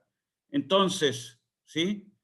T12 más T12 entre 2 se cancela esto. T21 entre 2 se cancelan el factor de multiplicación. Del lado izquierdo tengo diferencial de X1, diferencial de X2, diferencial de X3, o sea, en el primer término de esta ecuación. En el segundo término tengo diferencial de X1, diferencial de X2, diferencial de X3. Entonces, ¿qué puedo hacer? Puedo simplificar esto. ¿Y qué llego? Llego a que T12 es menos T21 es igual a 0. ¿Eso qué significa? Traducción. T12 y T21, ¿cómo son? Iguales. Esto lo hice en el plano X1, X2, pero si lo hago en el plano X2, X3, muy bien, voy a tener que T23 y T32 son iguales. Y si lo hago en el plano 1, 3 o 3, 1, como ustedes lo quieran ver, voy a tener que T31 es igual a T13. ¿Eso qué significa? Que el tensor de esfuerzos de Cauchy es simétrico, que era lo que había yo venido afirmando desde que inició la clase y mucho más atrás cuando hablamos de esfuerzos. Entonces, el tensor de esfuerzos de Cauchy se caracteriza porque al cambiar renglones por columnas, la representación no cambia, ¿sí? Ahí está. ¿Dudas hasta aquí? 20 segundos, como siempre, para respirar. ¿Hay dudas? No, ¿No? profe. No, profe. Bueno, seguimos entonces. Entonces tenemos que hay simetría en el tensor de esfuerzos de Cauchy. Eso es lo que nos interesa. Ese es el punto toral. Entonces, con eso puedo volver a indicar que sí, el primer tensor de Piola-Kirchhoff resulta de multiplicar el tensor de Cauchy por un escalar, que es el determinante del gradiente de formación, y puedes multiplicarlo por F inversa transpuesta. F, el gradiente de deformación es no simétrico. Al multiplicar por T, o sea, por el tensor, por un tensor simétrico, el resultado va a ser un tensor no simétrico. Producto de un tensor simétrico por un tensor no simétrico es no simétrico. Tensor simétrico por tensor simétrico es tensor simétrico. Muy bien. En el tensor de esfuerzos de Cauchy, ¿qué consideramos? Es el área instantánea, es el área deformada. ¿Qué más consideramos? Se determina a partir de equilibrio estático. ¿Qué más tenemos? Es simétrico, ¿sí? Bueno, esto de la distribución ya lo habíamos visto. Si lo vemos como magnitudes, el vector de esfuerzos es igual a la raíz cuadrada de la suma del cuadrado del esfuerzo normal más el cuadrado del esfuerzo de corte. Esto ya no le veo sentido ahorita seguir insistiendo. Sabemos o podemos resumir que el primer tensor de esfuerzos, perdón porque hay sonidos ambientales, discúlpenme. Bueno, ya pasó el sonido ambiental. Entonces, primer tensor de Piola-Kirchhoff es determinante de F por el tensor de Piola-Kirchhoff por F inversa transpuesta.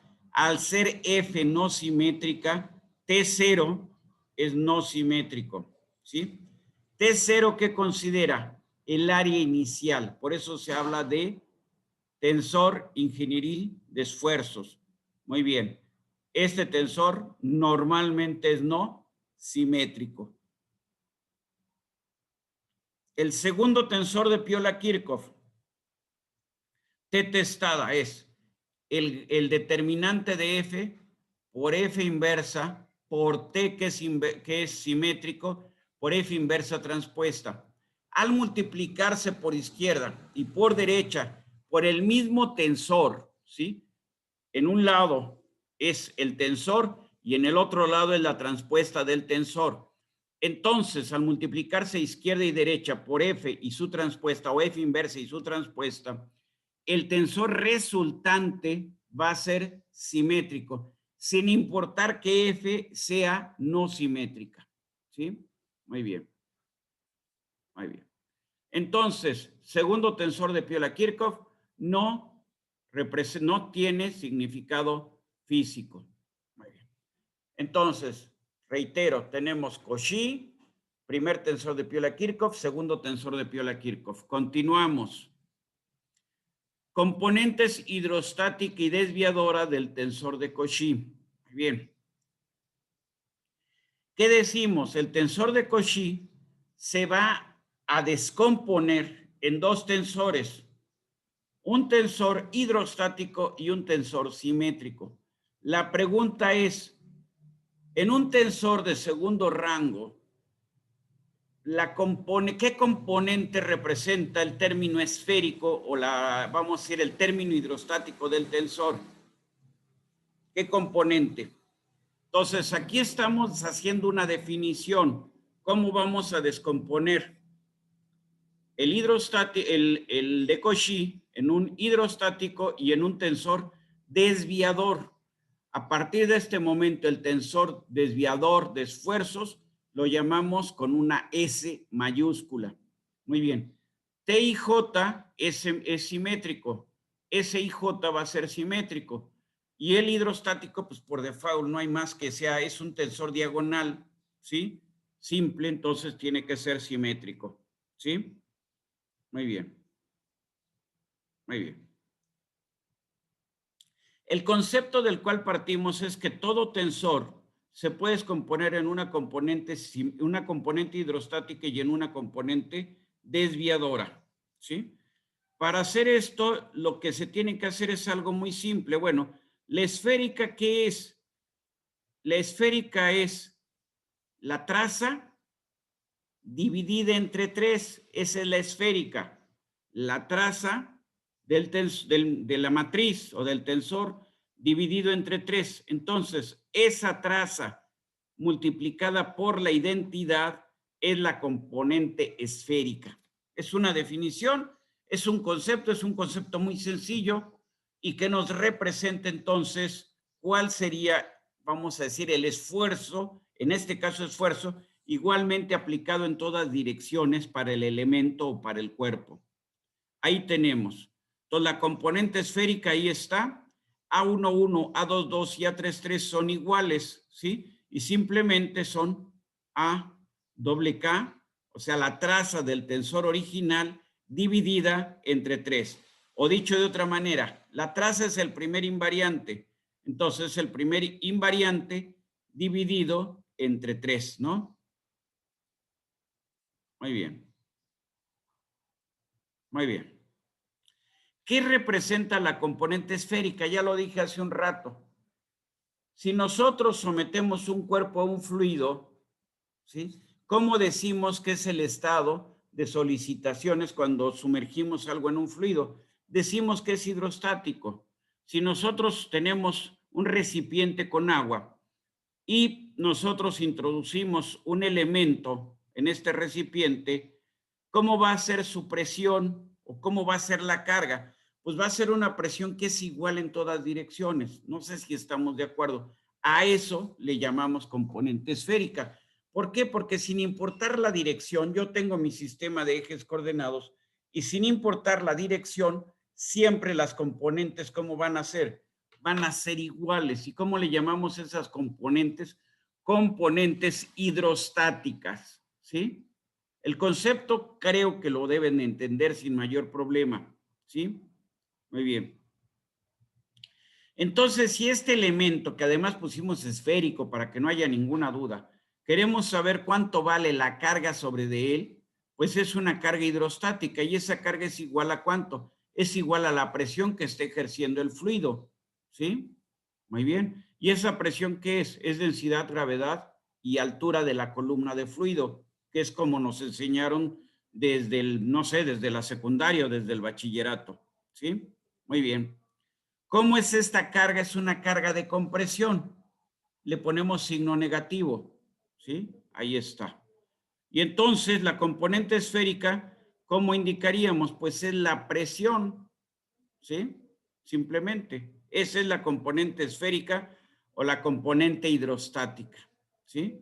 No importando ustedes cómo pongan los ejes, ¿sí? Ahí lo que se trata de ver, ¿por qué es esférica? Porque no importa cómo pongan ustedes los ejes, la representación siempre va a ser la misma. ¿Estamos de acuerdo? Es más, yo cómo lo veo conceptualmente en el espacio vectorial de esfuerzos, ¿esto qué representa? Es una magnitud que siempre, que no importa cómo pongamos la referencia, siempre tiene la misma magnitud y el mismo sentido. ¿Sí? Muy bien. Entonces, si ya tenemos el componente esférico, ¿qué es el componente desviador? Bueno, pues despejémoslo simplemente. Entonces, la componente desviadora es el tensor original menos el tensor esférico. Y eso es una vacilada, ¿no? Es una cosa muy sencilla. Solamente vamos a hacer restas ¿en dónde? Sobre la diagonal principal, ¿sí? Y entonces, ¿qué nos va a quedar? La componente desviadora es, ¿dónde cambiamos nada más? En la diagonal principal. Entonces tenemos componente 1,1 menos A doble K, que es el primer invariante dividido entre 3.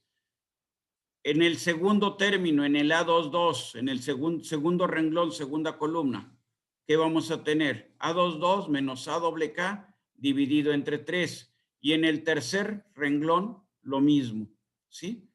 ¿Hay algún problema a entender qué es un desviador? Pues el desviador es una definición que proviene de la descomposición del tensor, nada más. Muy sencillo para poderlo describir. Ahora, nosotros estamos hablando de esfuerzos, ¿sí?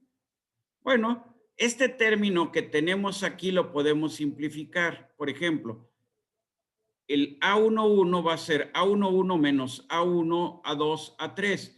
Muy bien, esto lo podríamos simplificar, ¿sí? Como si nosotros consideramos esto,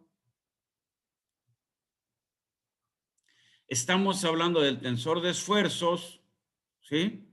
Estamos hablando de cuál es la componente hidrostática, que es la suma de la traza dividida entre 3 o el primer invariante dividido entre 3, ¿sí? Entonces, sabemos cómo se descompone, tenemos el tensor desviador de esfuerzos, ¿sí?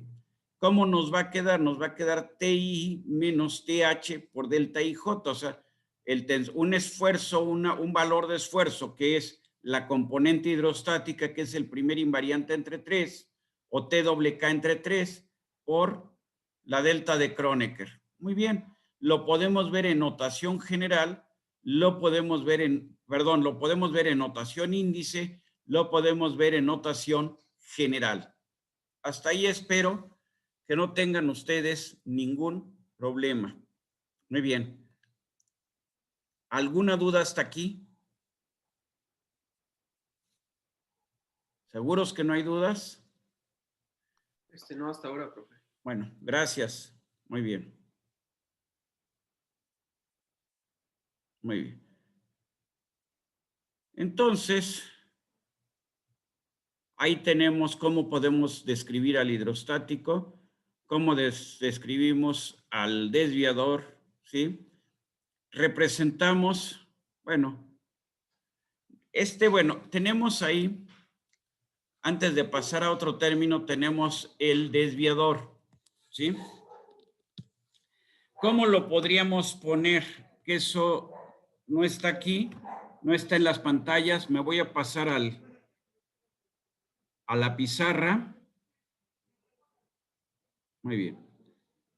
Entonces,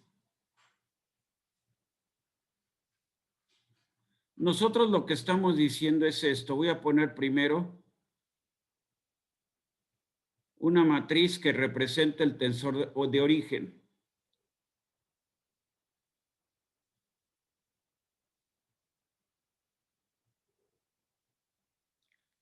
Muy bien, ahorita empiezo a escribir. Permítanme, primero voy a...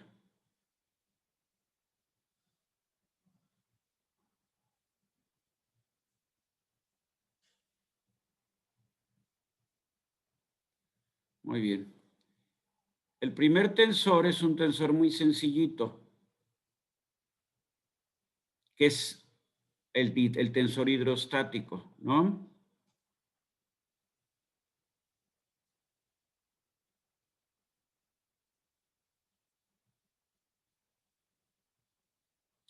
Y luego a eso le tenemos que sumar el desviador.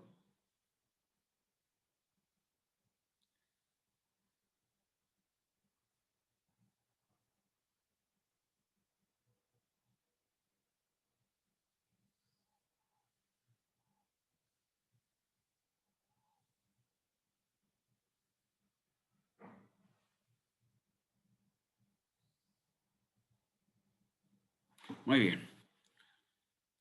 Muy bien. Entonces, ¿qué dijimos nosotros? Dijimos que tenemos el tensor de Cauchy, ¿cómo lo llamamos? Lo llamamos T y J. Lo descomponemos en el tensor hidrostático. Entonces, ¿cómo lo podemos poner? Bueno, podemos ponerlo como T. Vamos a ponerlo así. T11 más T22 más T33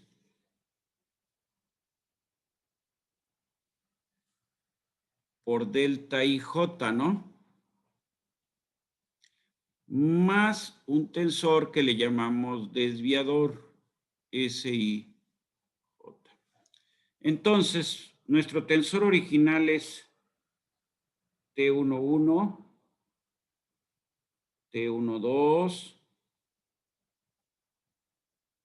T13, T21, T22, T23,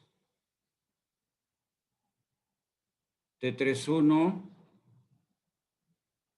T32, T33. Muy bien, aquí nada más voy a poner esfuerzo hidrostático. Aquí me faltó algo, ¿no? Esto va dividido entre 3, ¿sí? Muy bien. Entonces, ponemos aquí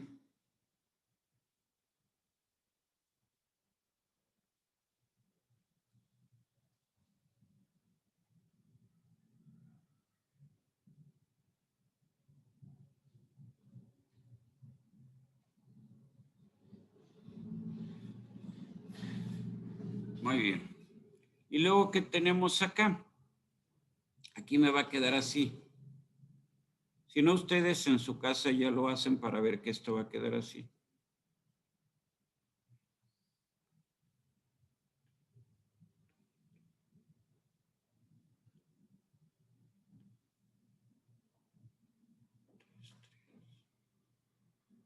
Aquí.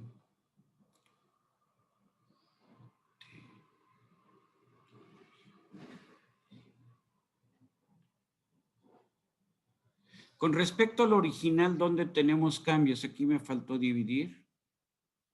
Esto va dividido entre 3. Muy bien. Aquí me va a quedar T2, 1. Luego aquí voy a poner el término, va a ser 2. T2, 2 menos paréntesis T1, 1 más T3, 3. Todo esto dividido entre 3. Me falta aquí cerrar el paréntesis. Aquí, ¿qué nos queda? T2, 3. Aquí, ¿qué nos queda? Nos queda T3, 1. Aquí nos queda T3, 2. Y luego aquí tenemos 2 T3, 3 menos paréntesis T1, 1 más T2, 2. Y todo esto dividido entre 3. ¿Estamos de acuerdo? Aquí está entonces. Aquí tenemos indicado precisamente nuestro tensor desviador. Ahí está. Aquí tenemos nuestro tensor hidrostático. ¿Estamos? Esa es la descomposición. La descomposición a la que nosotros estamos haciendo. ¿Sí? ¿Alguna duda en esta descomposición? Lo pueden ustedes comprobar ya más tarde, después de clase. Muy bien. Regreso a mi pantalla principal. Quiero terminar esto o avanzar lo más que se pueda.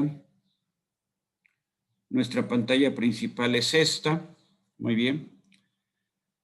Ya sabemos qué es el hidrostático, ya sabemos qué es el desviador, ya sabemos cómo definimos el desviador. Muy bien. ¿Sí? El desviador se caracteriza porque su componente hidrostática es 0. ¿Sí? Muy bien. Bueno, ahora vamos a obtener esfuerzos principales. Para obtener esfuerzos principales, ¿qué tenemos que hacer? ¿Quién me dice, a ver, qué tenemos que hacer con esto? A ver, Cristian Alberto, ¿qué tenemos que hacer para obtener esfuerzos principales?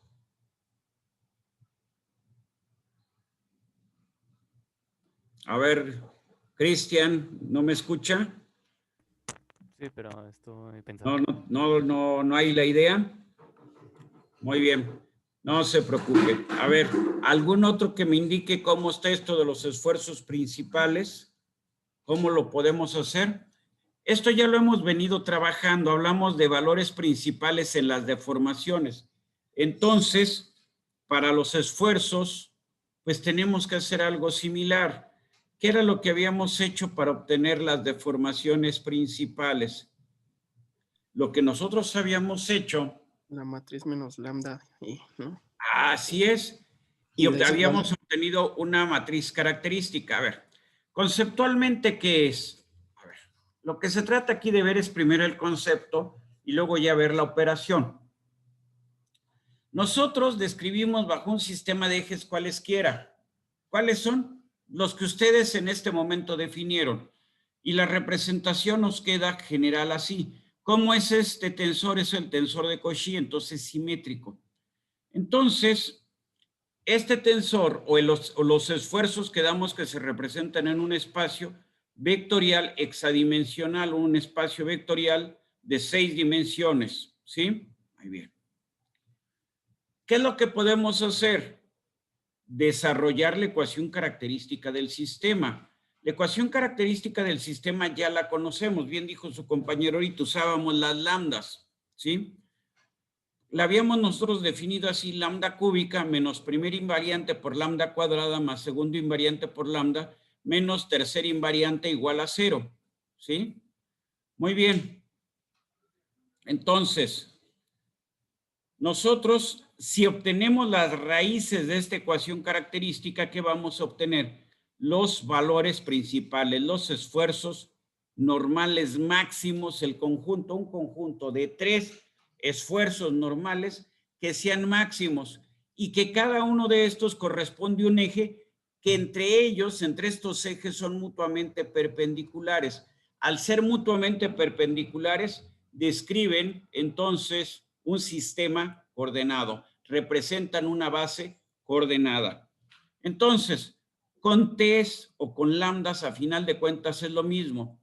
El primer invariante, ¿qué va a ser? La traza, o sea, T1 más T2 más T3. El segundo invariante, ¿qué va a ser? La suma de menores, ¿sí?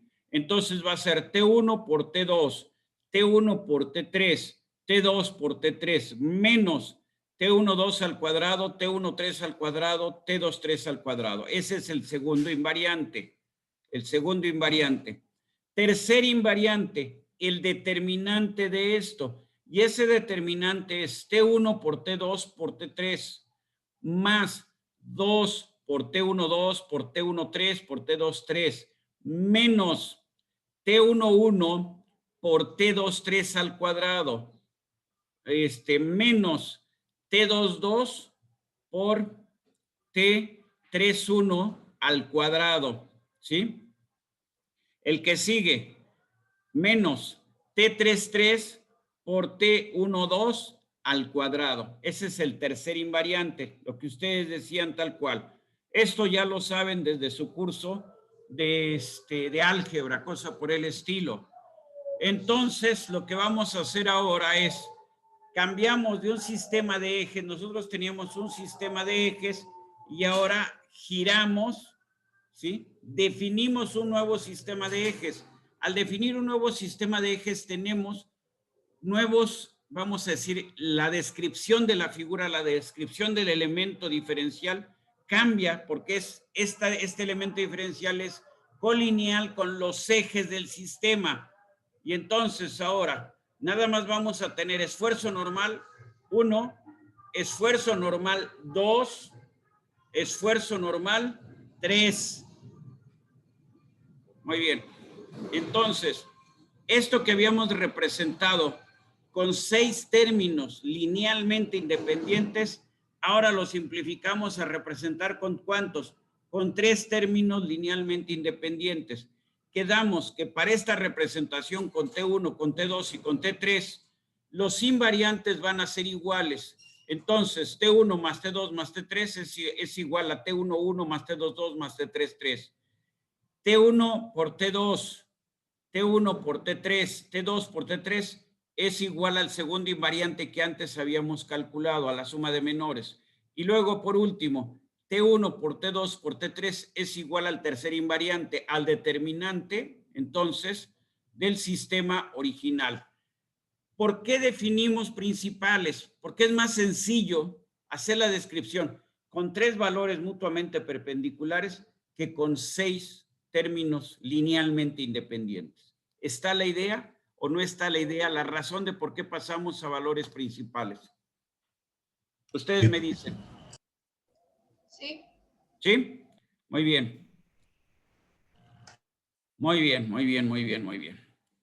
Lo que decía su compañero, de ahí viene, todo viene del esquema cuando hablamos de eigenvalores, de eigenvectores, es exactamente lo mismo. El primer invariante ya sabemos que es la traza, el segundo invariante la suma de menores principales, el tercer invariante el determinante. No tiene que haber problema ahí, ¿sí? O sea, es como un concepto que ya veníamos trabajando y que solamente lo aplicamos para esto. Igual podemos calcular los eigenvectores y eso que nos va a dar la matriz que nos permite rotar del sistema original al nuevo sistema de ejes, ¿sí? Muy bien. Muy bien. Entonces, I1 que representa el esfuerzo hidrostático, ¿sí? O sea, TWK que va a representar el esfuerzo hidrostático. ¿Y con qué se va a relacionar? Con el cambio unitario de volumen del cuerpo, ¿sí? El segundo invariante va a ser proporcional a la energía de deformación. O sea, el I2, ¿sí? El I2T representa la energía de deformación, ¿sí? El I3, yo no conozco un significado físico para el I3. A lo mejor un día aparece el significado físico, pero por el momento no lo puedo decir porque no lo conozco. Entonces, lo que nosotros estamos haciendo es, de esta representación, ¿sí? De esta representación que teníamos nosotros, ¿sí? De esta representación que teníamos nosotros, ahora, ¿qué estamos haciendo? Estamos describiendo solamente con valores normales. Esto se puede hacer, se puede demostrar también si nosotros tenemos un plano, ponemos un plano inclinado sobre el elemento diferencial de volumen que se caracterice en este plano en azul que estamos viendo ahí, solamente va a existir un esfuerzo normal. Si nosotros hacemos ese desarrollo, llegamos lo mismo por un medio alterno a la ecuación característica del sistema. O sea, no lo voy a hacer acá, simplemente ya sabemos por dónde vamos a trabajar, pero no vamos a desarrollar la ecuación característica del sistema. Me voy a ir aquí rápido porque en realidad no lo voy a hacer por la ecuación característica del sistema, ¿sí? De hecho, aquí esta figura lo que no me gusta es que parece que está igualmente inclinada con los ejes, pero no está igualmente inclinada con los ejes. O sea, el plano en donde está el esfuerzo principal 1 no necesariamente está igualmente inclinado con los ejes. Es una forma de representar solamente, ¿sí? Entonces, para hacer esto se tienen que hacer proyecciones del área que teníamos, ¿sí? A ver, se deben de hacer proyecciones del área que teníamos a la nueva, de esa área a las nuevas áreas, ¿sí? De esa área a las nuevas áreas. ¿Y eso cómo lo hacemos? Con cosenos directores, ¿sí? Todo esto no le veo sentido, o sea, sí es una forma de demostrar, pero no es mi interés ahorita hacer la demostración, ya me voy con el concepto de una vez, ¿sí?